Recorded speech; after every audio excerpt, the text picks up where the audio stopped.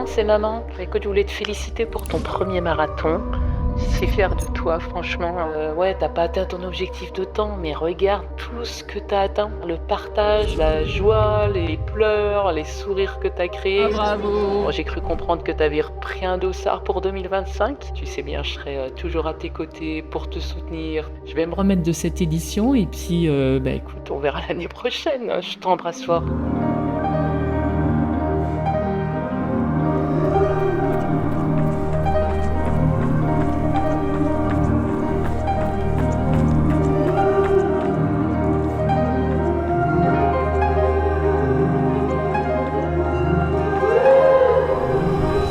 Plaisir de vous retrouver. Bah écoutez, pour l'instant ça se passe bien. Tellement long, assez désagréable. Putain de merde. Ça s'est pas passé comme prévu.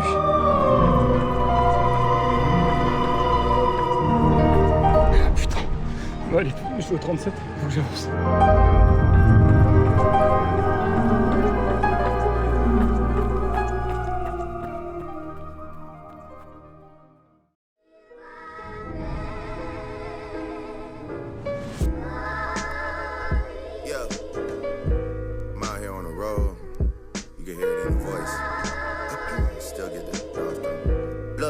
Tu me dis quand je peux parler. Hein. On est le jeudi 11 avril. J'ai pas pu aller faire de footing dans Central Park parce que je me trimballe toujours les bouts de bois, les crampes vont encore me suivre quelques temps. J'ai pas entendu beaucoup de gens parler de la phase après la course. Notamment parce que une des choses que j'avais sous-estimées, je vous l'ai dit dans les parties précédentes, c'est l'émotion qui est en fait contenue dans cet événement. Et comme tout shot d'émotion que tu te prends, après ça fait une redescente assez sévère.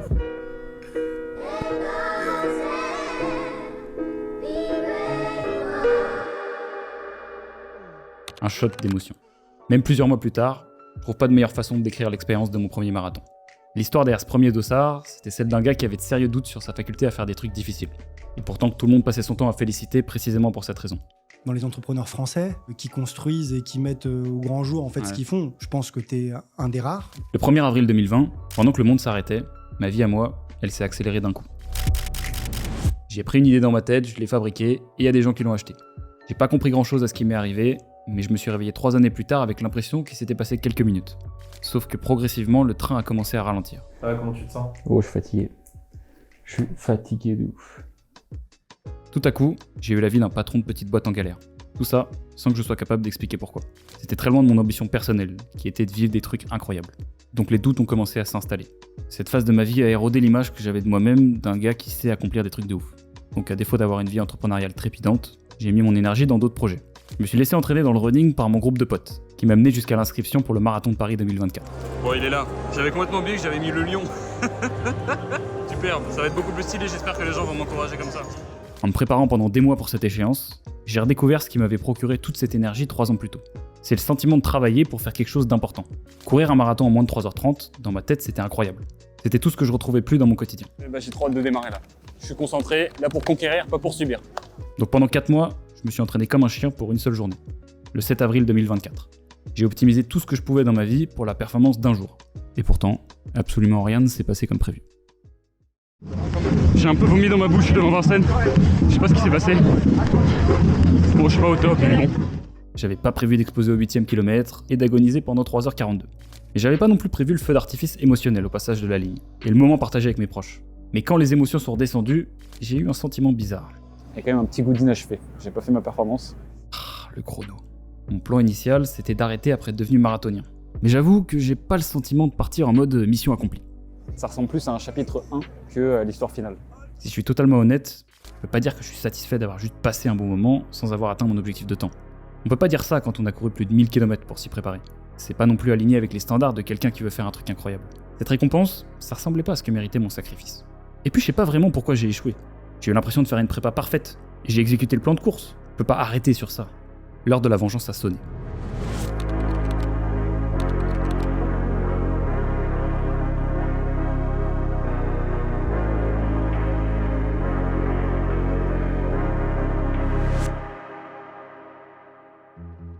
Je vais tout donner pour vivre l'expérience de passer la ligne en ayant accompli mon objectif de temps. Et cette année, l'équipe s'est élargie.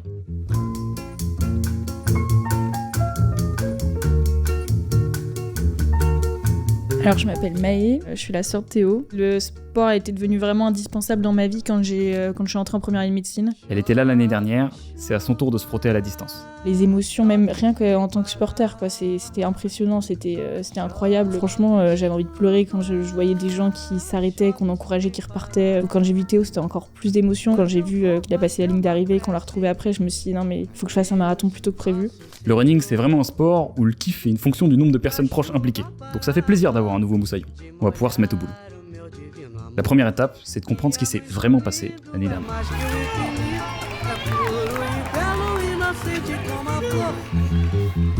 Pour ça, un débrief avec mon partenaire d'entraînement s'impose. Commençons par rassembler toutes les informations sur la course de l'année dernière. Je m'attendais pas à la chaleur qui va tout chaud. Lui, c'est Jordan. C'était le premier employé de ma boîte. On a fini par devenir potes. On a commencé le running ensemble, et ce que j'aime le plus chez lui, c'est qu'il réfléchit pas 40 ans avant de prendre une décision. Quand j'ai envie de faire un truc idiot, toujours lui que j'appelle. J'ai commencé le running à cause de Théo, puisque dans le canal Slack, il avait mis un message pour annoncer la course du PSG. Je me suis dit, vas-y, on va relever le défi, surtout que Théo le sait, qu'il y avait plein de gens qui se sont motivés, du coup, je pouvais pas refuser le défi. J'ai tiré beaucoup d'énergie du fait de le voir prendre le sport avec autant d'entrain. Théo, c'est mon partenaire d'accountability. C'est un peu mon repère parce qu'on a commencé en même temps. Quand je le vois s'entraîner parfait, je dis, vas-y, j'ai envie de me dépasser en fait. Et je sais que si il arrêtait, je sais que j'aurais pas la même motivation pour y aller, tu vois, c'est sûr. Franchement, s'il s'était pas réinscrit avec moi, je sais pas si j'aurais envie d'aller conquérir cette revanche. Cette compétition m'a tellement aidé l'année dernière que je m'imagine pas faire sans dans les moments compliqués qui arrivent. On n'a jamais arrêté de se tirer la bourre, jusqu'au marathon 2024. Alors l'expérience du marathon de Paris l'année dernière, si je devais la caractériser en un mot, c'était inattendu, mais surtout une belle expérience parce que un truc dans notre tête qui dit putain, j'ai fait tout ça, je peux pas lâcher. On avait un objectif de base, de le faire en moins de 3h30, on dépassait au fur et à mesure avec Théo. Ce qui est bien avec Jordan, c'est que j'ai pas eu besoin de lui expliquer les détails du sujet. Il cherche autant les réponses que moi. C'était un enfer. Je pense que c'est la chose la plus dure que j'ai fait de ma vie. J'ai sous-estimé l'effort. En fait, je pense que je suis arrivé au marathon trop en confiance. Donc, je me disais, c'est bon, quart de kilomètre, c'est bon, j'en fais 70 par semaine et tout. Je connaissais le terrain, je connaissais tous les éléments, sauf courir quart de kilomètre d'affilée. Et j'avais pas anticipé non plus de prendre le mur au 5e kilomètre, alors qu'on m'a dit que c'était le 30e. La première info de mon enquête, c'est qu'on a tous les deux pris un mur très tôt. Donc il y a très certainement une erreur qu'on a faite tous les deux. Moi je pense que ça a été de partir trop vite. On s'était entraîné pour 4,46 du kilomètre, mais c'était pas ce que le programme d'entraînement indiquait au début de la prépa. On s'est tellement fait la compète qu'on a fini par modifier les allures pour progresser plus vite que l'autre. Sauf que le marathon nous a vite ramené à la réalité. Ça, je l'avais pas anticipé. D'avoir envie de crever au semi, quoi. Mais pour des raisons qu'on connaît tous. Voilà. Ouais, la caféine. Ouais, mais il y a énormément d'excuses régulièrement qui sont balancées après chaque course. Il faut avoir raté le marathon de l'année dernière, c'est pas on est parti trop vite, c'est il a bu trop de caféine le matin. Non, mais au bout d'un moment, c'est des choses qu'il faut dire. Je parlais pour tous les runners. On s'entraîne pendant un prépa en décembre jusqu'en mars, il fait moins 15 là. Et on arrive en mars, il fait 11 degrés le jour du départ. Moi, je suis sensible au froid et tout. C'est pas pour trouver des excuses dans la caméra. Je me suis dit, vas-y, je vais suivre le meneur d'allure. Et à moi, je vois le meneur d'allure, il accélère dans le bas de Vincennes. Et je lui dis, putain, mais ça, c'est 400 c'est rapide quand même. Hein. Je pense, c'est un truc aussi qui m'a pénalisé, d'avoir une confiance aveugle de meneur d'allure. Et du coup, de m'être cramé un peu dans le bas de Vincennes. Disons que l'échec a été plus ou moins difficile à attribuer à nous-mêmes. Il fallait que je trouve un tiers de confiance pour démêler le vrai du faux. Mon plan, il est très simple. Je vais aller courir comme un porc et je vais prendre un coach. Je m'appelle Maxime, je suis coach depuis à peu près 5 ans. Pourquoi est-ce que ça s'est pas bien passé les matchs? Préparation un petit peu lacunaire et départ un peu trop rapide selon moi. Il me semble que tu étais parti un peu vite et je sais pas si l'allure avait été fixée avec précision aussi. Bon, au moins, ça confirme ce que je pensais. On est parti sur une allure trop rapide. Par contre, qu'est-ce qu'il a dit? Prépa lacunaire? Ça me surprend un peu, parce que j'ai pas l'impression d'avoir lésiné sur les efforts. Ensuite, si on regarde vraiment l'entraînement, ça va être clairement le volume. C'est la clé pour faire un bon marathon. On va dire que c'est le levier principal. C'est vrai que quand on y regarde de plus près, j'ai pas fait monter ma charge d'entraînement de façon très linéaire. Il y a des semaines où j'étais cuit au point de même plus pouvoir courir des footings. Je sais pas si j'ai bien géré la progression de l'intensité. C'est un peu une nouvelle façon de s'entraîner, parce que au lieu de regarder les allures pour connaître les zones, je m'entraîne à la fréquence cardiaque. Je suis à 5,40. 5,40, moi je pensais que c'était mon F avant. C'est-à-dire qu'il y a plein de séances que j'ai couru trop vite. Je commence à voir le point commun entre le problème d'allure et de régularité pendant la prépa. Dans les deux cas, j'ai surestimé mes compétences. Avec Jordan, on a bougé des curseurs de vitesse et de volume comme si notre corps n'avait pas de limite. Il va falloir faire très attention cette année à ne pas surestimer notre forme. Ça commence à ressembler à un plan, non? Étape 1, déterminer ses limites. Étape 2, bourriné. Je pense qu'il faut se fixer un objectif qui fait du sens par rapport à déjà ce qu'on a fait dans le passé et par rapport aux moyens qu'on a aussi dans notre vie pour à la fois s'entraîner et à la fois récupérer. Moi, le plus dur, le sommeil. Je travaille à l'hôpital, je fais des gardes de 24 heures. Du coup, on dort pas, généralement. Et le lendemain, je rentre, je mange un truc et je me couche. C'est très aléatoire. C'est la roulette du sommeil. Je pense que l'aspect mental, c'est très important parce qu'en fait, vu qu'on a déjà accompli ce truc-là de faire un marathon, il faut trouver des nouvelles motivations pour revenir et se refaire mal sur la distance, quoi. Je trouve que c'est compliqué. Je pense qu'au global, je vais quand même augmenter l'intensité, donc à la fois en termes de kilométrage et en termes de volume. L'année dernière, j'étais entre 3 et 4 séances, là ça sera plus entre 5 et 6. On est encore très loin de l'échéance, donc j'ai tout le temps d'implémenter ces nouveaux éléments dans ma routine. Mon corps est un peu plus prêt maintenant à courir 5 fois par semaine, donc je vais voir si j'arrive bien à le tenir. Je sais que ça va se corser en novembre quand la prépa va se durcir. Donc tous les efforts fournis maintenant, c'est comme de la nourriture que tu mets dans ton garde-manger pour les temps difficiles. Truc tout con, mais j'appréhende les moments, le milieu de la prépa. Je pense que ce sera autour de janvier-février, quand il fera vraiment froid et qu'on n'en pourra plus d'avoir couru 50-60 km par semaine. Chacun a ses hacks que je me dis, c'est que ça pourrait toujours être pire et que je sais qu'il y en a qui s'entraînent et qui souffrent aussi, plus que moi, donc moi je veux pas lâcher pour ça. Mine de rien, ces premiers mois d'entraînement sans trop de pression portent leurs fruits. Je me sens progresser. J'ai envie de faire une course pour évaluer mon niveau. Si je sors le téléphone, c'est parce que demain, première étape pour juger la forme, c'est le 10K de Paris-Centre.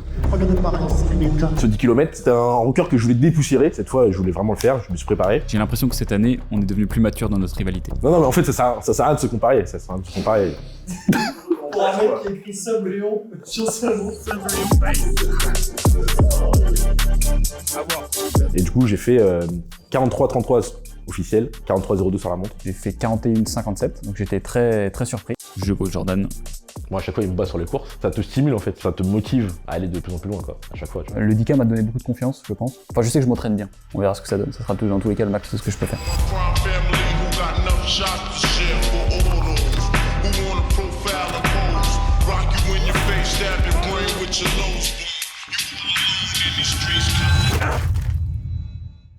Bon, on a un problème. Je peux plus marcher. Donc en fait, tu as une entorse qui est pas forcément hyper commune, là sur la partie latérale de ton pied. Donc c'est pour ça qu'à chaque appui, tu sens que l'impact est hyper sensible. Bah écoutez, je viens de rentrer de ce qui devait être un fractionné. Et là, ça commence très mal. On est à 6 mois du marathon et je pense que le challenge de cette prépa, ça sera ma cheville droite. Ça fait plusieurs fois que ma cheville tourne et j'ai enfin découvert pourquoi. Donc là, tu as ton centre de gravité, là, tu vois. Ton centre de gravité... Ah oui, putain, il n'est pas du tout au centre. Ouais. Je suis écœuré parce que je sais que pour corriger mon point faible d'endurance, je dois faire du kilométrage. Et les semaines perdues, c'est des centaines de bornes en moins. Je suis à l'arrêt forcé et ça me plaît pas. On demande à ChatGPT de nous dire ce qu'on doit faire pour réparer sa cheville. Donc apparemment, reprise de la course 24 ! C'est mort. C'est mort. Ça frappe de plein fouet ma motivation. D'autant plus qu'on est si loin de la course que c'est difficile de te raccrocher à une énergie running. Il fait beau, on a envie de faire d'autres choses. Et puis Jordan s'entraîne un peu moins. En 4 semaines, t'as largement le temps de passer à autre chose. Au risque même de refermer définitivement cette phase sportive.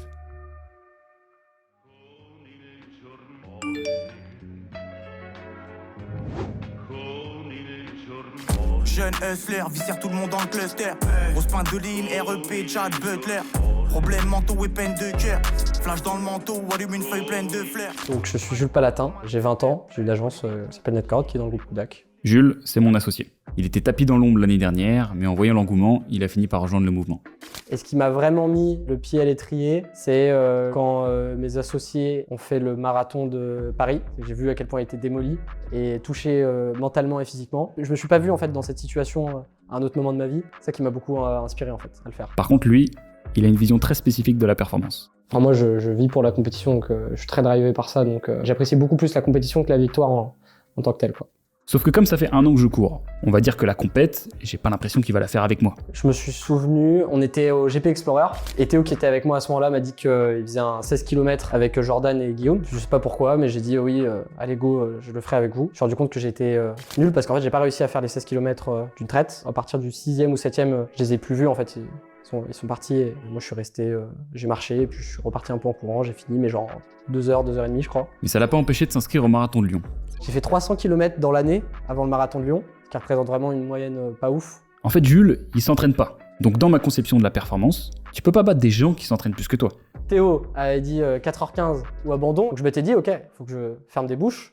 Crash comme Infamas sur Infrabass. Un seul gâteau. Allez, on est bien. 18-19e. Allez, du vent. 27ème, y a pas de mur, y a pas de mur. Vous voyez une fin de 30 km. Il a envoyé un bisou. Il est bien, il est bien. Il fait un pace de légende. Allez, Jules. Il l'a couru en 3h44. C'est à 2 minutes de mon temps. Là, j'ai commencé à comprendre qu'il y avait un truc bizarre avec ce gars. J'ai pas fait 3h44 parce que j'étais un bon coureur ou parce que j'avais le niveau. J'ai fait 3h44 parce que le jour même, je me suis mis dans une bulle où il n'y avait pas de pression, j'étais très concentré et j'ai surperformé sur mon corps. Il en a profité pour s'inscrire à Paris. Je commence à avoir un peu chaud. Si avec 100 km de prépa, il court à 2 minutes de mon temps, ça veut dire qu'en fait, aujourd'hui, on a le même niveau. Ça va être mon deuxième marathon, mais c'est loin d'être la première fois que je ressens cette pression-là. J'ai la chance d'avoir 10 ans de compétition pure, une dizaine d'années de ski. Donc je pars avec un avantage mental là-dessus, même sur la gestion des blessures. Surtout, j'ai beaucoup plus d'expérience de sport à haut niveau que le coureur moyen d'un marathon. Forcément, la partie compétitive chez moi n'est pas enchantée. Problème, je peux toujours pas courir. Bon, on va appeler Malcolm, le kiné. Faut que j'arrête de perdre mon temps. Tout sportif qui se blesse doit repasser par une phase d'exercice pour repartir à son niveau d'activité.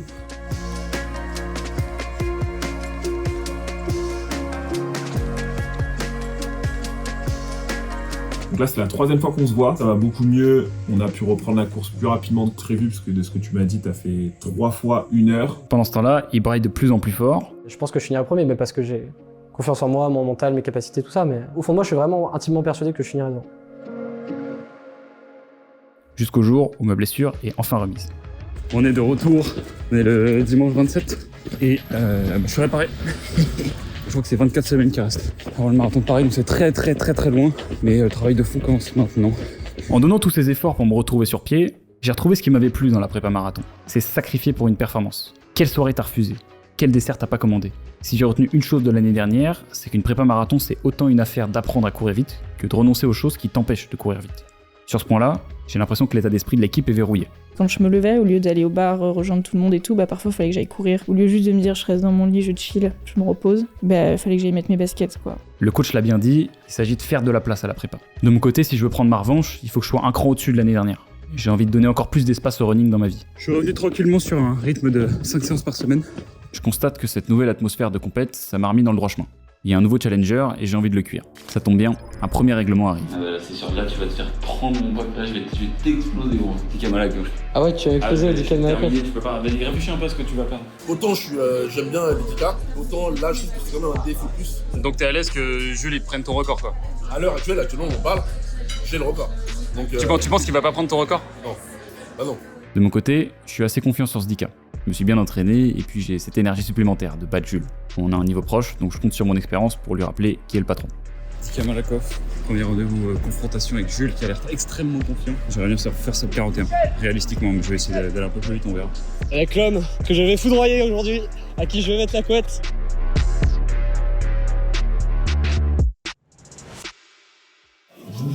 Ça, tu t'es pas trop brûlé? Attends, mais pourquoi tu t'en vas, gros? Alors, un ressenti? 40? Non. Bon, ça s'est pas passé comme prévu. Un cours très compliqué. J'ai surestimé mon niveau. J'ai essayé de suivre le meneur d'allure 40 minutes. J'ai suivi 5 km. Il allait un petit peu plus vite que 40 minutes. Il y a eu des kilomètres qui allaient trop vite pour moi et au 5e, j'ai senti que j'étais en train d'exploser. C'est horrible la sensation quand t'es en train d'exploser parce que tu t'exploses pas d'un coup. Tu vois les mètres qui se creusent et tu vois que t'arrives pas à relancer. Tu vois que déjà que tu vas pas faire l'objectif que tu t'étais mis au démarrage, mais aussi et surtout que ça va être un niveau de souffrance très important. C'est la première fois que sur un handicap, je pense à abandonner. En termes de, si on prend vraiment souffrance par kilomètre, la pire course que j'ai faite. Pire que le marathon. J'ai commis une erreur. Pour la première fois, j'ai pas couru pour faire mon temps. J'ai couru pour battre quelqu'un. Sauf que Jules, il a progressé. Et en essayant de me régler sur son rythme, j'ai fait n'importe quoi. Bon, ça fait quand même un record personnel, mais j'en tire plusieurs leçons. Première chose, c'est que je me suis réglé sur un rythme trop rapide à cause de l'équipe avec laquelle on allait courir. Jules Palatin, qui a fait 4-0 en 10 km, je crois qu'il fait 40 minutes 26. Ah, Jules, frère. Waouh. Ah, mais enfin, lui, c'est un monstre en fait. Il avait annoncé cet objectif-là, donc je voulais essayer de me régler. Je me suis dit en fait que ça serait dommage si je l'avais dans les jambes de pas le faire. Et je pense que j'avais pas dans les jambes 40, mais j'avais peut-être un bien dosé, j'avais un 4,02 10 km. Mais après quand tu exploses, c'est compliqué. Donc première erreur, ça a été de me régler sur la course des autres. C'est marrant cette erreur parce que c'est pas comme si je la découvrais, mais il faut la refaire de temps en temps pour comprendre que c'est de la merde. Donc là c'est bien, ça va me faire une bonne piqûre de rappel. Avec l'arrivée de Jules, j'ai perdu de vue mon objectif marathon. Ça me fait beaucoup penser à mes amis de prépa qui arrêtaient toute leur vie pour avoir une bonne note au DS, quitte à prendre du retard sur la progression générale pour le concours. Ce que j'en tire personnellement sur l'esprit de compétition, c'est que c'est un moteur à condition que ça te fasse pas dévier de la stratégie optimale. Pas aimer perdre, ça aide pour s'entraîner plus dur, mais ça fait pas courir plus vite pendant une course. Enfin du moins pas moi. Faut que je me ressente sur ma prépa. Heureusement, mon environnement me rappelle le droit chemin. Cette approche de la performance pour soi-même, c'est la méthode Paul. Tu veux trouver des mecs qui sont meilleurs que toi, il y en aura toujours 50 000 qui sont meilleurs que toi, tu vois.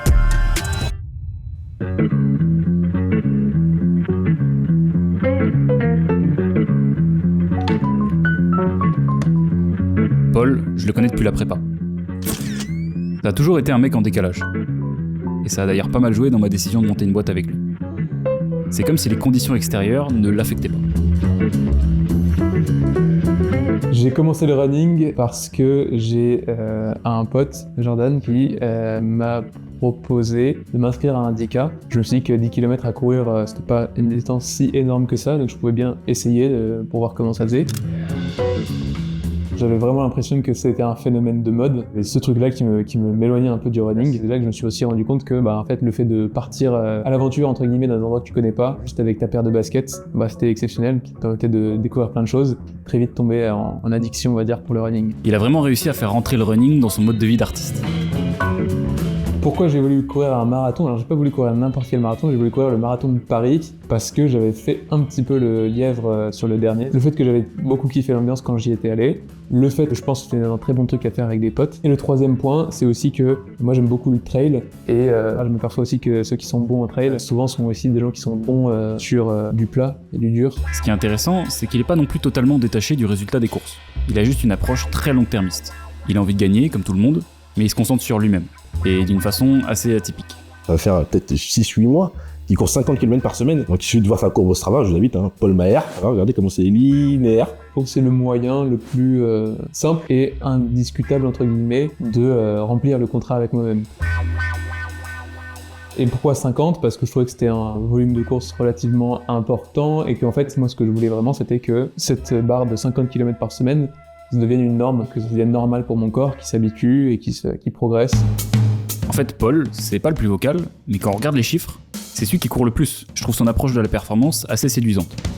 C'est une bonne synthèse de ce à quoi mes réflexions m'ont amené jusqu'ici. Si je devais faire un classement aujourd'hui, moi il y a quelqu'un qui me fait très peur. C'est Paul. Je pense que c'est quelqu'un qui a moins de chances que nous de prendre le mur, même s'il est moins rapide. Et lui, il est impressionnant de constance, ultra régulier, et puis bon voilà, c'est quelque chose de très croissant. Il peut le faire un coup, parce qu'il y a des petites côtes sur le marathon de Paris qui peuvent te cisailler les jambes, mais lui, je pense qu'il va se régaler là-dessus. Il s'entraîne énormément, il n'a pas vraiment de temps de référence. On l'a jamais vu se tester sur du plat, sur un semi ou sur un marathon. Il y en a pas mal qui pensent que je suis en train de cacher mon jeu de fou. Je suis vraiment dans l'optique de faire entrer cette pratique dans mes habitudes. Ce qui compte, c'est de voir le jour J ce que ça donne. Mais non, je suis pas dans l'ombre, c'est juste une manière de m'entraîner qui est différente. Si je comprends bien, c'est une méthode qui permet de gagner les compétitions en y renonçant. Je vais pouvoir tester cette façon de s'entraîner en vue de ma prochaine échéance. C'est mon premier semi-marathon de l'année. Ça se passera en Italie.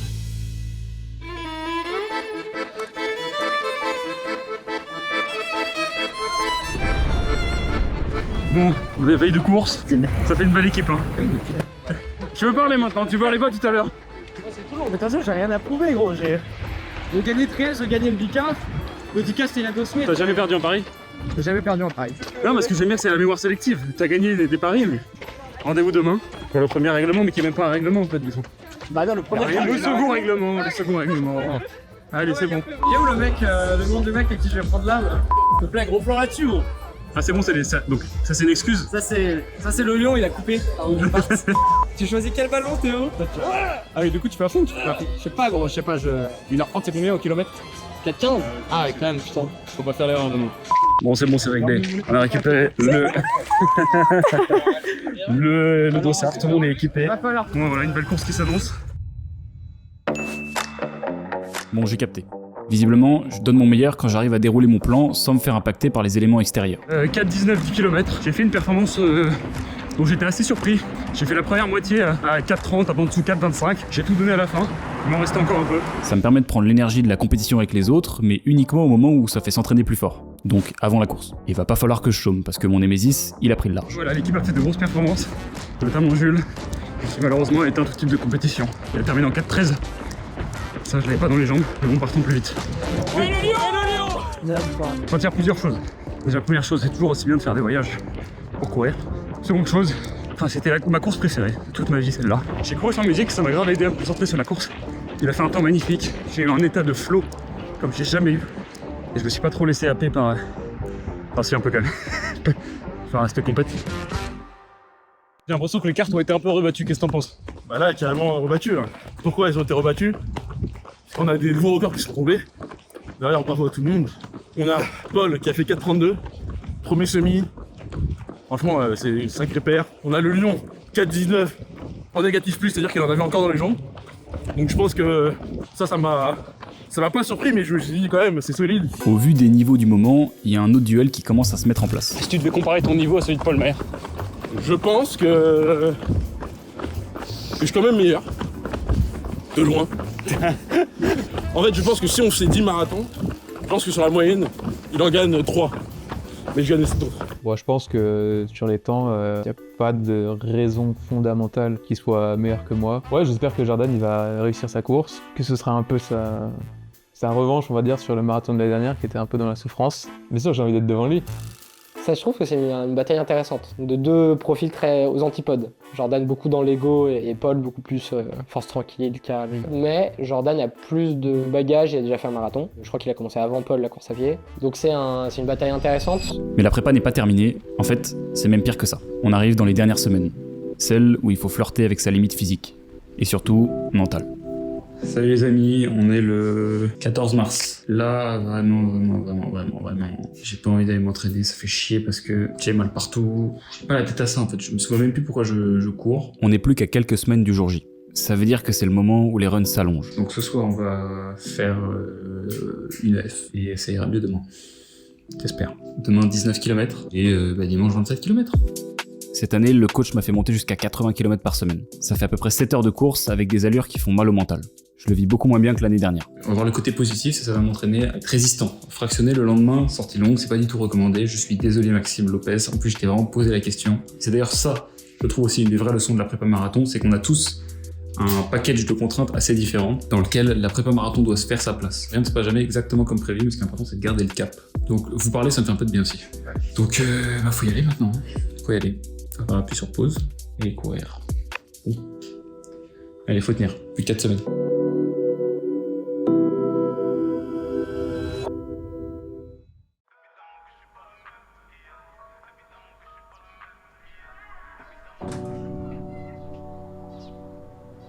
Jordan, il est dans le dur, il est pareil que moi. Donc il a pas pu courir sa sortie longue ce week-end. Bon là, j'étais un peu blessé. Je me suis monté lumbago, c'est pas grave, mais juste tu peux rien faire quoi. Ça fait très mal et ça dure quelques jours et après c'est reparti quoi. Donc j'ai un peu raté la sortie longue. J'ai eu des petites douleurs, surtout au début, parce que je pense que j'ai augmenté le volume un peu trop d'un coup en fait, ça a été trop brutal. J'ai enchaîné les périostites en fait entre décembre et février. Paul pareil, il est blessé de partout. Je l'ai croisé, là il en a marre. J'ai une petite tension ischio. Fesses, je sens que le muscle est bien contracté. Je pense pas que ça m'handicapera, surtout que vers la fin, au moment du taper, ça va bien redescendre, je pense, en intensité. Donc ça laissera le temps aux choses de rentrer dans l'ordre. Normalement, à ce moment-là, si t'as vraiment tout donné, il reste plus une seule once de plaisir à l'entraînement. Franchement, sur ces dernières semaines, j'ai eu l'impression d'être au point de rupture à chaque séance.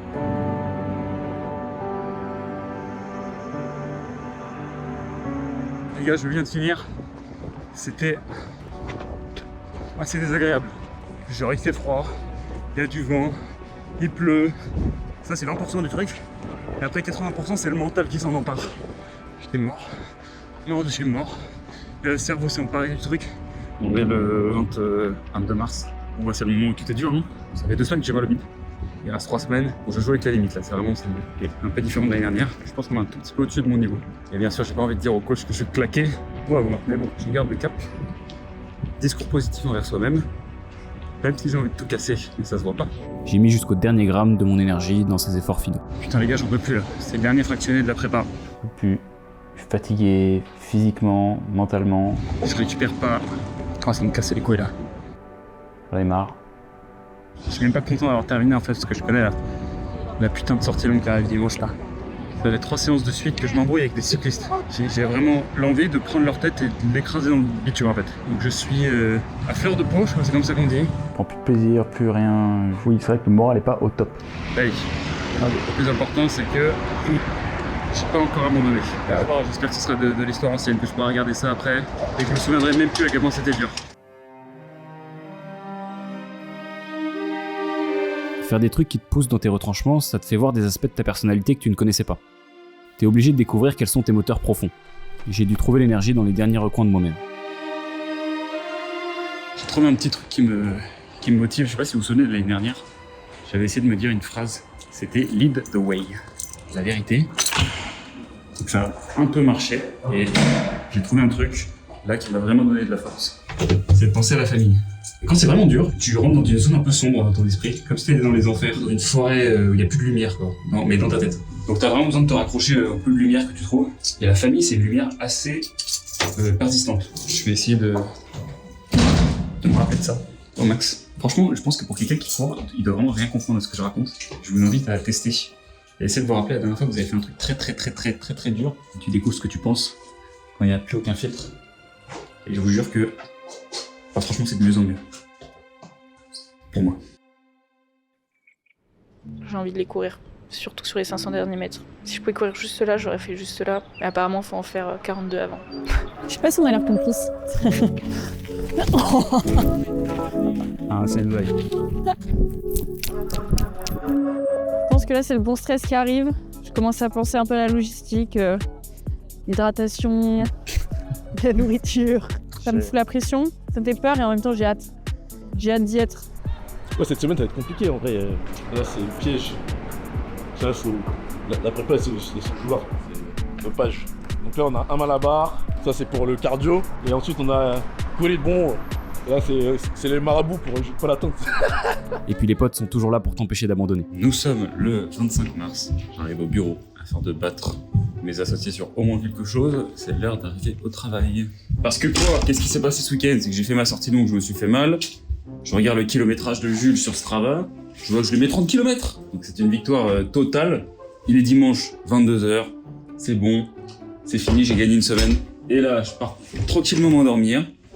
Qu'est-ce que je découvre le lendemain? Yo, je fais cette petite vidéo. On est dans la nuit de dimanche à lundi. Petit élément de contexte. J'étais tout le week-end à Val d'Isère avec des amis et quelle me fut ma surprise. Rentrant donc à 23h, j'ouvre ce travail et je vois la course de l'ami Théo. Je suis sorti dans la précipitation. J'ai posé mes clés sous le paillasson. Je suis sorti. J'étais donc bloqué en dehors de mon bâtiment sans mes clés qui ouvrent la porte du bâtiment. Donc voilà, il est 2h30. Je ne connais pas encore mon point de chute. Cette course de Théo aurait eu le mérite de me faire à peu près 2 fois le volume que je voulais faire ce soir, avec plus d'intensité aussi. Jules Palatin, il est parti courir, donc il a fait 25 km en 4,39 avec un putain de pantalon de ville. Vous voyez, c'est quoi la compétition chez Kodak? Tu donnes tout, et après il y a des gens ils sont fous comme ça, ils ont 21 ans. Bah donc il est loqué cet enculé, qu'est-ce que dire de plus? Donc là je me venge, je vais lui prendre 1 heure de travail, et s'il arrive et qu'il a oublié sa carte, je l'ouvre pas. Les jours passent lentement, mais je vois enfin le bout du tunnel. C'est l'heure de la séance test. La toute dernière sortie longue de la prépa. Celle qui te permet de connaître ton niveau, et donc l'allure sur laquelle tu vas pouvoir partir le jour J. De mon côté, il va d'abord falloir que je m'envoie 10 km d'échauffement, puis 2 intervalles de 10 et 8 km à des allures proches de celles que je vise au marathon.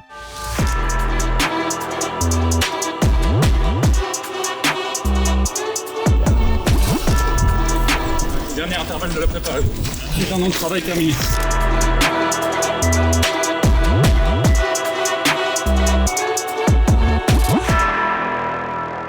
Et bah vous savez quoi? J'ai rarement eu d'aussi bonnes sensations. Je boucle les intervalles en 4,34 et 4,27 du kilomètre, ce qui me permet d'envisager un objectif costaud. Les temps, je peux les redonner, c'est à peu près 41, juste en dessous de 41 minutes au 10 km et 4,19 sur 21 sur semi-marathon. Tu m'avais dit, ça fait quelle équivalence au marathon? Ça fait 3,10 d'équivalence, exactement. Théoriquement, tu peux faire 3,10 d'un point de vue cardiovasculaire. Bah, si on part sur 3,15, 3,16, déjà, je trouve que c'est sympa comme progression. D'un point de vue stratégie de course, tu conseilles, c'est quoi les éléments que tu me conseilles pour bien réussir le jour J? C'est l'approche qui fonctionne le mieux, c'est le negative split. Ça veut dire que tu fais ta deuxième partie plus rapide que la première. En gros, tu pars conservateur. Donc pour moi, la stratégie du negative split, c'est que tu maximises tes chances, mais tu minimises tes risques en fait. C'est plutôt une question de balance. Donc imaginons on vise 3,15. Donc théoriquement, tu devrais passer au semi à environ 1,38,30, 1,39. C'est ça le marathon qui est cool, c'est que peu importe la forme que tu as, peu importe ce que tu as fait, tu peux tellement gagner juste en utilisant ton cerveau. C'est une épreuve qui récompense les gens qui sont malins en fait, le marathon. C'est adorable, top. Merci beaucoup Maxime. À plus. Ciao. Voilà, cette prépa 2025 est enfin terminée. Bon les gars, on est à J-3. Ça fait un an que je pense à dimanche tous les jours. J'espère que le projet va marcher. Le salon, c'est le moment où tout devient réel. On se retrouve en équipe pour récupérer les dossards. Nous y voilà, avec toute l'équipe. Bon, on y va? Et le temps sera éclaté.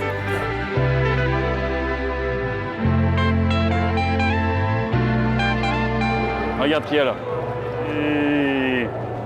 Ah, C'est par là. je suis stressée là, je vous attends, j'étais en avance. Je pense que vous devriez regarder par là.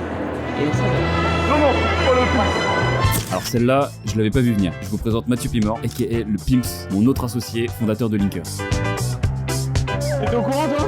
Ça fait 3 ans, on se connaît avec Théo. On partage pas mal de choses. Forcément, le business, ça crée des liens. C'est un prank? 13 avril! Il a été touché à l'ego, gros, les gars! Mais gros, c'est pas vrai, gros. Et si c'est vrai, gros! Mec, c'est une dinguerie, gros. Ça se fait après en plus! Et en fait, ça fait des mois et des mois, j'en entends parler à chaque call, à chaque dîner. Ça se vanne, ça s'envoie des pics et tout, qui me trash talk sur le fait que je le cours pas. Sauf qu'en fait, ce qu'ils savent pas, que ça fait depuis le 20 décembre que je me prépare. Je mets quelques secondes à comprendre, mais non, il semble que je rêve pas. Il va bien nous rejoindre sur le départ dimanche. Mec, on s'est fait contre Mastermind là encore. Mais attends, Ah mec, à aucun moment, à jamais de la vie, gros. Attends, je suis content de la réaction, ouais. Le marathon, pour moi, c'est vraiment ce truc-là de se dire en fait, on va le faire ensemble et on est prêt à tout affronter ensemble, comme toutes les galères et toutes les dingueries qui arrivent tous les jours dans une boîte et dans une aventure entrepreneuriale. Mais attends, mais qui était au courant, gros? 1 kilomètre ensemble. C'est 4 fois. Et t'as tout mis en privé sur là? Non. Et vous allez partir ensemble? Maë, en fait, incroyable parce qu'en fait, elle est médecin et elle s'est fait muter à Langon dans un bled paumé en Gironde, mais c'est là où je vis actuellement. Et donc, on s'est fait cette fameuse sortie ensemble de 30 bornes incroyable. Sauf qu'en fait, ce que personne ne sait, c'est que j'ai couru avec elle cette 30 bornes-là, mais que je l'ai pas mis sur Strava en fait. C'était dur de tenir la surprise, hein. Parce que du coup, je me suis entraînée avec Mathieu. Et ce que j'ai pas dit dans l'interview, c'est que je vais courir avec Mathieu tout le long. Et il va falloir qu'elle fasse gaffe au 3 km parce qu'elle va se prendre le Turbo Pimps dans la côte. Les vrais, pas les faux, les frères, pas les potes, hey hey, tu parles de mes rêves. Les vrais, pas les faux, les frères, pas les potes, hey hey, tu parles de mes rêves. Les vrais, pas les faux, les frères, pas les potes, hey hey, tu parles de mes rêves. Hey, tu parles de mes rêves. T'imagines si j'arrive dernier? Je pense que là, évidemment ça me ravit pas, mais j'ai comme les poutres. Le favori de loin, c'est Théo. Jules va finir premier, Théo va finir deuxième, je pense que Paul va finir troisième, et ensuite tu auras soit Maë, soit moi. Je mets Jules à la fin, il va vite voir la différence entre le marathon de Lyon et le marathon de Paris. Je parle pas avec les gens derrière moi, je regarde pas derrière moi. Tout le monde depuis 3h10 et je finirai premier. Voilà. Je finirai premier, alors ça c'est. Bah non, mais gros, on discute. T'arrives. D'un coup. Je pense que t'as le niveau, on va faire 4,25, mais tu t'exploses à un risque de mur supérieur. On va jouer assez proche avec Julos, mais je pense que je vais tenir un tout petit peu devant toi. Le risque, c'est toi-même, hein. C'est juste que tu vas partir trop vite et du coup, je vais finir devant toi. Ils ont vaincu. Ça arrête Le lion est mort. Le lion Il est n'y a mort pas ce d'émotion, matin. il n'y a pas de célébration, il est toujours en train de gazer, gros. L'heure est arrivée, le coup près va tomber. La guillotine. Toi, tu n'évites pas quand t'es stressé. Moi, je suis concentré, gros. Je suis en train de kiffer avec tout le monde. Quand il s'énerve et qu'il me dit gros. Et puis que pour ça, gros. Faut le laisser là.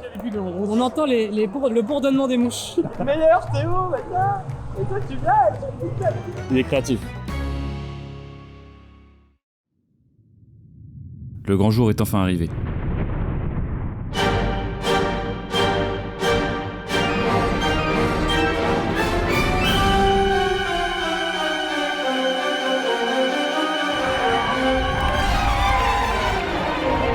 On y est, un an plus tard, c'est le jour J, tout est prêt. J'ai super bien dormi, je me suis couché tôt et je viens de me réveiller, il est 5h30. Tout a été parfaitement géré, j'ai écrit mon petit plan que je veux dérouler tranquillou, là tout est préparé donc ça va pas prendre longtemps. D'ici 2 heures on sera dans le mur. J'espère que je me souviendrai toute ma vie de ce 13 avril. Qu'est-ce que ça va être bien, mon Dieu. Comme annoncé, Jules part comme un missile. Je me sentais super bien. Niveau physique, c'était franchement nickel. Je pars comme prévu en 4,40. Mes BPM sont nickel, je suis dans mon rythme. Je vais suivre le plan, il faut que je parte doucement pour pouvoir faire mon négatif split. Sauf que dès le 5e kilomètre, ma montre raconte une histoire qui me plaît pas trop. Je devais partir sur un négatif split. Je fais les 5 premiers kilomètres en 4,40, je sens directement que j'ai pas les jambes. Donc je ne fais pas l'erreur de ce que je fais l'année dernière, d'essayer de me forcer à faire 4,40. Et je voyais les BPM surtout, j'essayais de ne pas les regarder parce que je me disais soit il y a un problème avec ma montre, soit je peux pas être à 180 BPM, c'est pas possible. Je comprends direct que ce sera un jour difficile, mais je panique pas. Je fais pas la même erreur que l'année dernière, j'ajuste immédiatement mon allure pour pas partir sur un rythme qui est trop au-dessus de ma forme du jour. Ça fonctionne et ça me permet de repasser quelques moments clés de l'année dernière dans un bien meilleur état. Donc je savais que c'était pas un bon jour, mais c'est pas grave, c'est ça, à la limite ça fait partie du marathon. C'est ça qui est très dur, je trouve, c'est de découvrir très vite ta forme du jour et de construire autour de ça. Donc je savais que j'étais, dès le démarrage, je m'étais pas mis une target, je dois faire ça, ça, ça ou rien. Bon, déjà je suis mangé là. Je suis beaucoup mieux que l'année dernière. Je suis en gestion et toujours pas très loin de Jules. Je sais que tout peut se passer à la fin, donc je patiente. On est sur le plan conservateur, je suis bien là. J'ai ralenti. Patience, patience. Pendant ce temps-là, Paul et Jordan font la course ensemble sur leur rythme prévu. Autour de 4,59 10 km, l'allure pour faire 3h30. Bon, en fait, j'ai vraiment l'impression que la première moitié de la course, elle a duré une demi-heure et que la deuxième moitié, elle a duré 6 heures. L'effort que tu fournis sur le début de la course, il représente pas grand-chose, mais c'est vraiment l'accumulation des kilomètres qui rend cet effort absolument insupportable. Franchement, j'ai jamais fait un truc aussi dur de ma vie. C'est très compliqué. Il y a plein de choses à gérer parce que tu dois charger la bouffe en même temps, prendre tes gels, regarder ta montre. De mon côté, au 25e, je suis toujours dans le coup, mais il y a un truc qui se passe pas comme prévu. C'est la nourriture. Les gels ne passent vraiment pas. Je me rends compte que j'ai totalement zappé ce point d'échec de l'année dernière. Je crois simplement que j'arrive pas à manger et à courir vite en même temps. Dommage de s'en rendre compte le jour de la course. J'avais pourtant testé les gels à l'entraînement. Donc je décide de pas trop en prendre pour pas déclencher des crampes dans le ventre, quitte à prendre le risque d'exploser plus tard. Donc c'est jeûne forcé, je n'avalerai plus rien, mais le retour de bâton arrive très vite. Au 28e.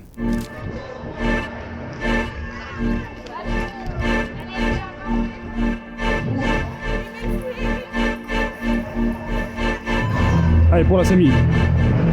Paul souffre, mais Jordan aussi.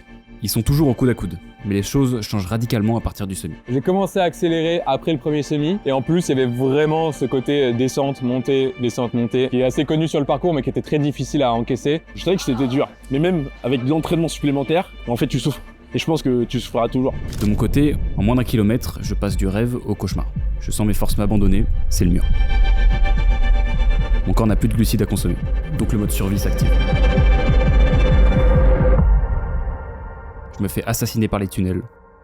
Jules s'enfuit. Je sens que ça peut finir encore pire que l'année dernière. Mais cette année, j'accepte la douleur et je limite le craquage autant que possible. J'arrive à maintenir une allure constante autour de 5,05. Les kilomètres passent au ralenti, mais j'abandonne pas. À ce moment, Jules aussi connaît un coup de moins bien. J'avais prévu de négatif splitter en fait, donc de faire une deuxième partie de course plus rapide que la première. J'ai commencé à accélérer fort et d'un coup j'ai pris la montée Bois de Boulogne, j'ai muré atroce, je trouvais ça très très dur. À partir du 33, 34e, quand j'ai commencé à me sentir un peu moins bien, les jambes elles ont commencé à tirer, c'est le jour le plus long quoi. Il y a plein de montées en plus dans Paris et tout, c'était dur. Pendant ce temps-là, Paul se détache de Jordan qui est en train d'exploser. C'est un enfer comme prévu, du 21 au 30. En fait tu craques forcément, mais tu essaies de faire en sorte de craquer le moins possible. À l'arrière, Mathieu et ma sœur déroulent le plan jusqu'au 30e, sur les bases de 4h30. Tout est en train de se passer comme prévu. On n'est pas parti trop vite, on voulait faire en moins de 4h30, on était à bonne allure 6h22. Dans le mur, Paul a officiellement distancé Jordan. En fait, à cette allure, il est même en train de me revenir dessus. On se rapproche de l'arrivée, Paul est de plus en plus proche. La souffrance atteint son paroxysme.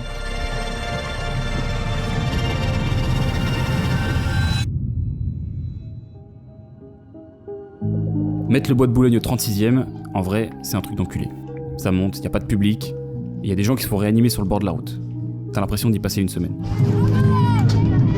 Puis, ce dont je me doutais depuis le début est finalement arrivé. Il est 11h32, Jules vient de passer la ligne d'arrivée en 3h14. C'est monstrueux. Bah putain, Jules, monstre. Enfin, Jules, c'est impressionnant. Excellente perf.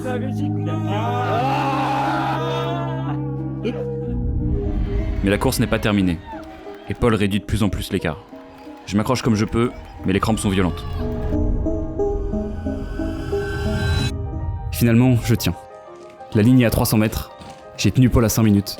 La montre indique 3h27. Cette course est terminée. je peux enfin vous parler de la véritable raison de ma présence à ce marathon.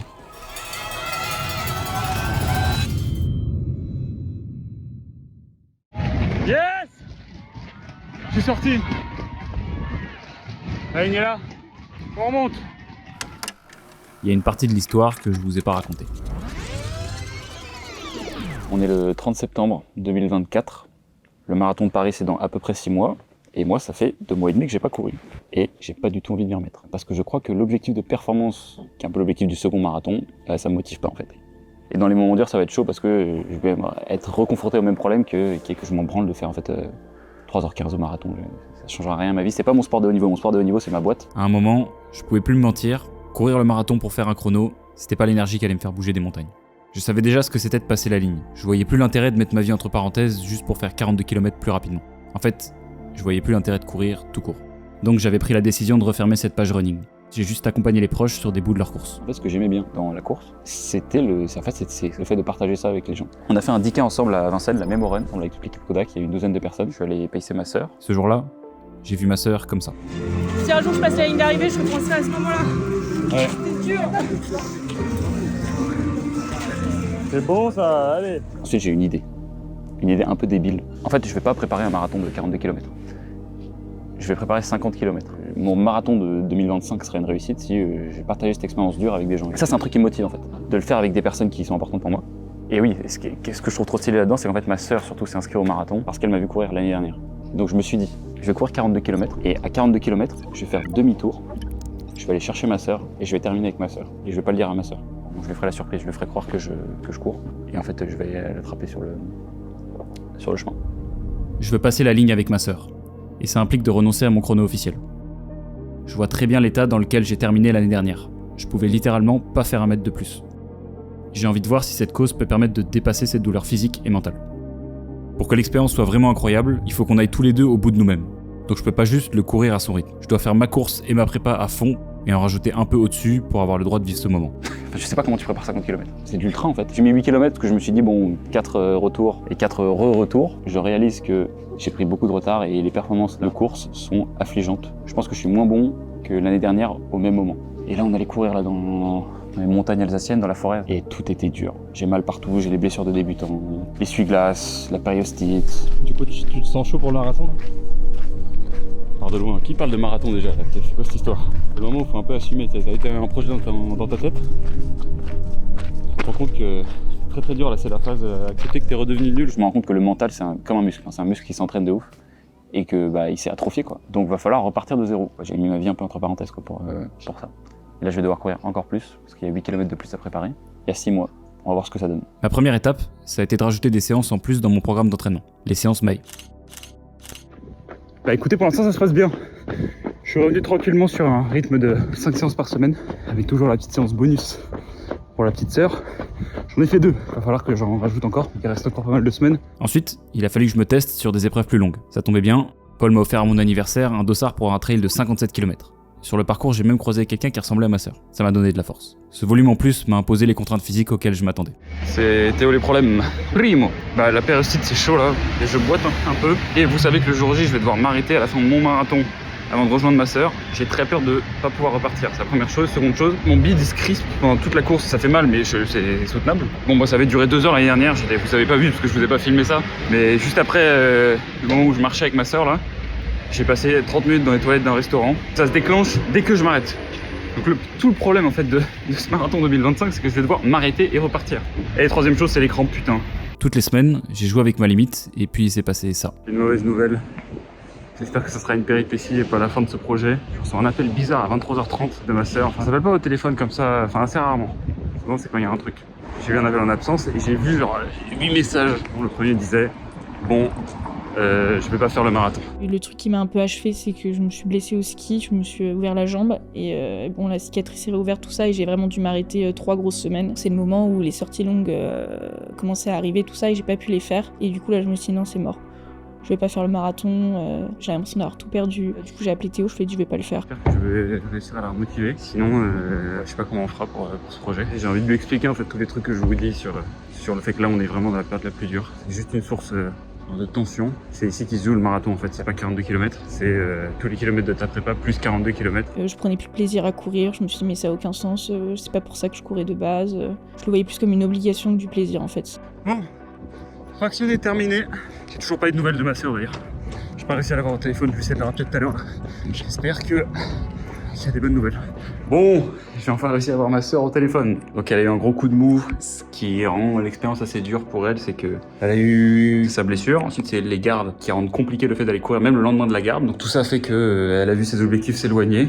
Tu vas courir, tu te rends compte que t'as pas du tout le niveau que tu pensais avoir à ce moment-là. Et après, ça te donne envie d'arrêter quoi. Le but, c'était de repousser l'échéance d'abandon. Et je pense qu'en fait, tout le problème mental qu'elle avait, qui faisait que c'était dur, c'est que tu te règles sur un benchmark qui est plus le bon. Il y a une notion qui est faire du damage control. Tu te fais beaucoup plus mal en essayant de coller au plan de démarrage qu'à réadapter le plan. Si tu ne te plies pas, tu te casses. Et elle allait casser, mais je pense qu'elle s'est rattrapée juste sur le moment, donc là elle allait rebooster. Donc je vais essayer de faire ma sortie longue en même temps que la sienne. Je pense que si la séance se passe bien cet après-midi, je serai rattrapé quoi, sur le fil, et essayer d'aller choper l'objectif quand même du jour J qui est de devenir marathonienne. C'est plus important que tout sur un premier marathon, de le terminer. Je sais de quoi je parle, l'année dernière ça a rapidement viré au cauchemar mon truc. Putain quel enfer. La sortie longue après le fractionné de la veille, j'ai 20 kills à faire là. Et une de plus, sortie longue, validée, en avance, pour la faire en même temps que ma sœur. J'espère qu'elle l'a faite, parce que ça m'a coûté d'y aller. Bon, les amis, elle a couru 20 km. C'est bon, c'est relancé, Ça fait plaisir. Je sais pas comment elle a sorti ça alors qu'elle courait pas. Et 2 heures après, je suis allée courir 20 km et 32 semaines plus tard. Bon, je viens de rentrer, parce que je viens de recevoir un message de ma sœur. Et elle m'a dit, mate-moi ça. Elle vient de courir 30 km. Donc je suis choqué et extrêmement content. Elle m'envoie les messages en même temps en fait que je filme. Elle m'a dit nickel les sensations. Bon bah du coup c'est moi de mon côté, faut pas que je faiblisse. Hein. Au fur et à mesure de la prépa, j'ai réalisé que cette quête c'était pas juste un poids que je devais traîner. Avoir le sentiment de souffrir pour quelqu'un d'autre que moi-même, ça m'a aussi rendu plus fort. Je viens de finir, c'était assez désagréable. Ça m'a fait me souvenir de ma sœur. Je me suis dit qu'en fait, j'étais pas juste là pour lui filer de la force. Je crois que ça m'en donne un peu aussi là. Bon les amis, on vient de prendre avec ma sœur. Elle est venue à Paris, elle ne se doute de rien. Ça va être épique. Je crois qu'on va réussir à mener ce projet à bien. J'étais tellement excité à l'idée de faire ce projet aujourd'hui que je me suis réveillé à 4 heures, les yeux grands ouverts. Je pense que j'ai trouvé ce qui me donne de l'énergie. On a tenu tous les deux jusqu'au jour J.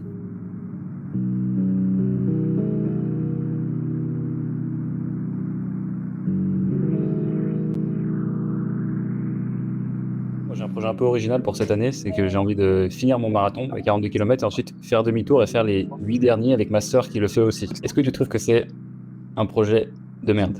Non, pas forcément. En fait, ça dépend. Si tu fais un bon chrono et que tu es content de ta paire, je pense que tu auras encore l'adrénaline qui va te porter pour aller faire ça. Si je pense que ton course a été compliqué ou que ça a vraiment pas été, je pense que ton corps il voudra pas te porter jusqu'à là. Il faut être flexible. Si vraiment ton corps il te porte pas jusqu'à là, je pense que ça peut être quand même cool de faire marche arrière en marchant, puis de faire 1 ou 2 kilomètres avec. Ouais, une course, c'est source de stress. J'aime pas les courses, petit déjeune pas le matin, donc j'ai toujours fait mes courses le ventre vide. Ça, c'est aussi quelque chose qui m'angoisse pour le marathon, c'est qu'il va falloir que je mange avant, parce qu'on peut pas arriver le ventre vide pour courir plus de 4 heures. Mentalement, ça craque vite. Mon mental, il craque plus vite que mes jambes. Moi, je sais très bien ce qu'il attend de moi. Bon, t'es comment en vrai? 0 à 10 au niveau de confiance là? Tout le monde m'en parle, je ne me projette pas du tout. Du coup, ça commence un peu à m'angoisser. J'ai l'impression que je ne suis pas du tout assez entraînée en fait. C'est pour ça que j'ai envie que je suis exténuée avec les gardes, c'était compliqué, cette nuit c'était compliqué aussi. Je dors hyper mal. Tu fais des cauchemars du marathon? Ah ouais, c'est horrible. C'est horrible, j'en ai encore refait un après. Et finalement d'ailleurs, ça dit quoi l'épaisseur le jour J là? Maman, je pense pas qu'elle va courir. Elle a encore trop mal à ouais. Okay. J'aimerais bien quelqu'un sur la fin quoi. Ouais. Oh, mais en fait, je me dis, vu comment toi le tien s'est passé, je me dis, mais il y a tellement de raisons que ça se passe mal. Mais en fait, ça peut foirer à tellement d'endroits ce truc là. Parce qu'il va falloir avoir le mental aussi, hein. C'est beau de dire ça, mais je me rappelle que l'année dernière, à ce moment, c'était pas quelque chose qui était envisageable par rapport à ma condition physique en arrivant. J'espère que le projet va marcher. Parce que maintenant, là, ma sœur va le faire. Il y a 2 inconnus juste, est-ce que ma sœur va le terminer? Et est-ce que moi j'aurai la force de finir?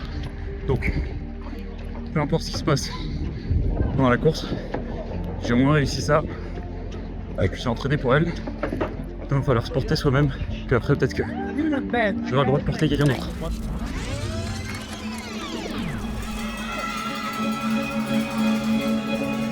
Putain, c'est sûr. C'est ça que je vais faire aussi. Oh merde. Les photos, la séance est tombée dans les pommes. Putain. Allez. Fais une course. Je prends un peu d'eau et je vais regarder où elle est. J'arrive pas à déverrouiller mon téléphone.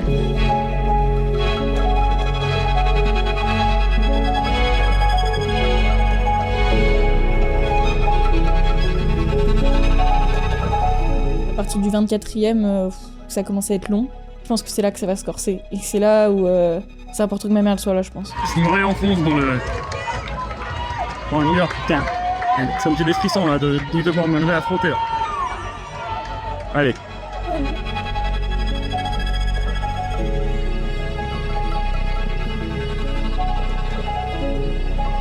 Allez, c'est maintenant que ça va se jouer. J'arrive au bois de Boulogne, j'arrive à peine à marcher, j'ai les adducteurs qui sont en train de se crisper là. Je vais faire avancer les jambes. Et en fait, à chaque fois que je progresse un peu plus, je sais que c'est 1 mètre que je vais devoir faire dans l'autre sens. Et puis après, va falloir tenir le bois de Boulogne. Oh là là là là, on est de retour. Putain, je vais rentrer dedans. Allez. J'ai perdu Maë au 34e, elle a eu une petite panne technique. Je la connais parfaitement, la douleur de ce moment de la course et l'envie de craquer à chaque foulée. C'est le passage où le silence et la montée d'entrée dans le bois peut te faire exploser en quelques mètres. Mon plan, c'était de l'attendre au 38e, un peu après la sortie du bois. Mais ça va pas se passer comme prévu. Bon allez, je sors la caméra, mais je vais pas filmer ma gueule. Il y a eu beaucoup de rebondissements dans le fait de retrouver ma sœur. J'arrive à la fin du bois, je vois un appel de ma sœur. Et là, elle m'appelle et en train de pleurer. Et après, elle est en train de chialer, elle dit c'est dur. Elle m'a appelé en pleurant.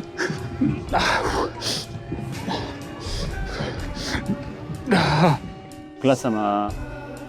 Du coup, j'ai chialé sur mon téléphone, je ne l'ai pas lâché. Je lui dis que je l'attends au 37e. Ah putain. Allez.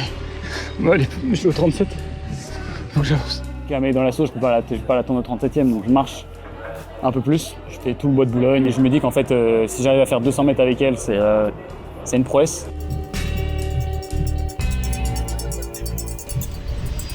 J'y vais.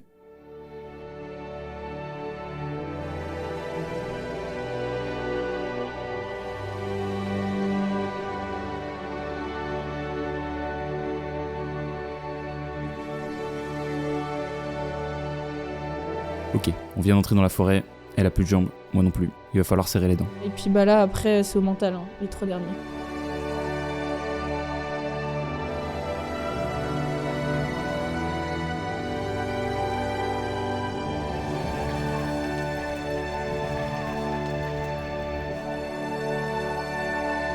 J'ai tellement d'émotions qui montent que je sens plus la douleur. Il faut qu'on arrive jusqu'à la ligne. Mais il est si long ce bois. Que je connais un petit peu, j'avais déjà fait un 10 km ici, il y a 1 an, pour ton premier 10 km. Si je dis pas de bêtises. Quand ma sœur m'avait dit ça il y a quelques semaines, j'avais pas relevé directement. Mais attends, comment ça mon premier 10 km? Elle était là, elle? Dans ma tête, j'avais commencé le running grâce à Jordan. C'est avec mes potes que je m'inflige tout ça depuis 2 ans. Puis j'ai re-regardé les images et j'ai découvert qu'en fait, ici, c'est elle qui crie. Tout m'est revenu. Elle avait son dossard. On avait pris une photo, mais elle m'avait battu avec tellement d'avance qu'elle s'était mise à l'arrivée pour m'encourager. Il y a eu tellement de courses avec mes potes entre temps que ma mémoire l'avait totalement mise de côté. Mais oui, c'était ça le point de départ. C'est suite à cette course que je me suis fait aspirer par le running. Elle courait bien avant que j'en fasse une vidéo YouTube. Ça veut dire que la première personne qui s'est inscrite à une course avec moi, c'est pas Jordan. C'est elle. Donc on est sur le premier bitume que j'ai foulé avec une paire de running. Et il y en a qui croient qu'on va abandonner.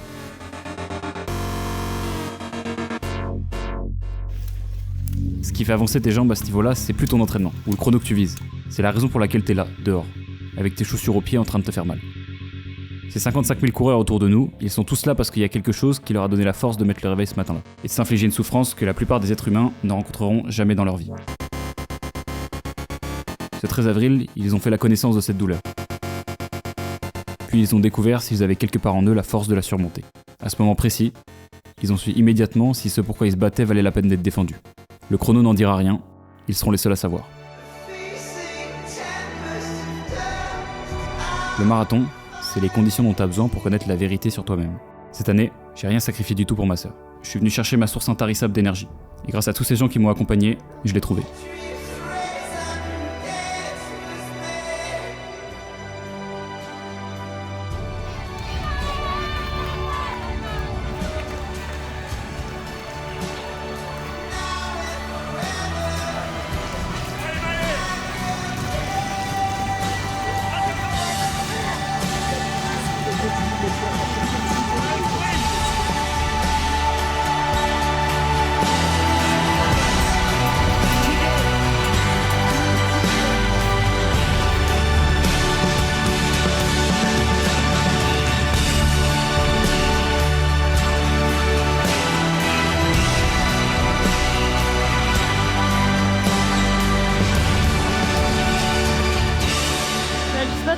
Je suis contente de l'avoir fait. Je savais que j'allais passer le coup, mais je savais pas par quelles émotions j'allais passer.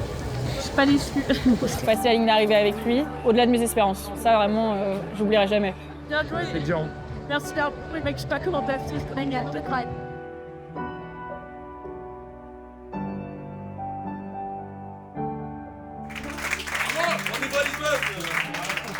N'est-ce pas là le but? D'avoir de l'impact sur les gens, autre que soi-même? Je sais pas, on verra bien si la motivation est assez profonde, après on va se rendre compte qu'en fait non, je suis un putain d'égoïste et que c'est pas assez puissant. C'est aussi une possibilité. Merci pour cet arc marathon. J'aimerais finir en complétant la leçon que j'avais donnée l'année dernière. N'en tirez pas juste qu'il faut faire des choses dures avec les autres, faites des choses dures avec des gens qui les rendent faciles.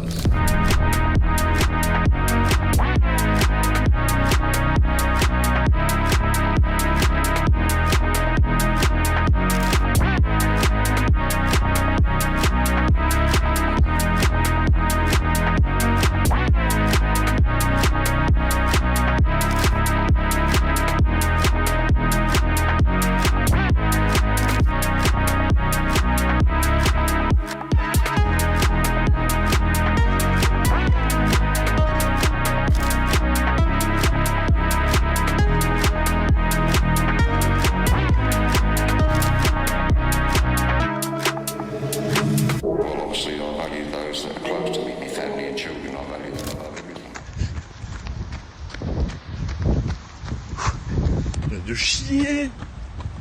Pourquoi j'ai une bière, les gars? C'est pas comme ça. Hein. Je vais rentrer, et je vais me poser, je bois un coup, mais j'ai envie de chier. Je vais faire 10K. Là, je bois, genre d'une raclette, ça disait. Je voulais pas sortir, mais je me dis, ah non, je vais faire au moins le lion.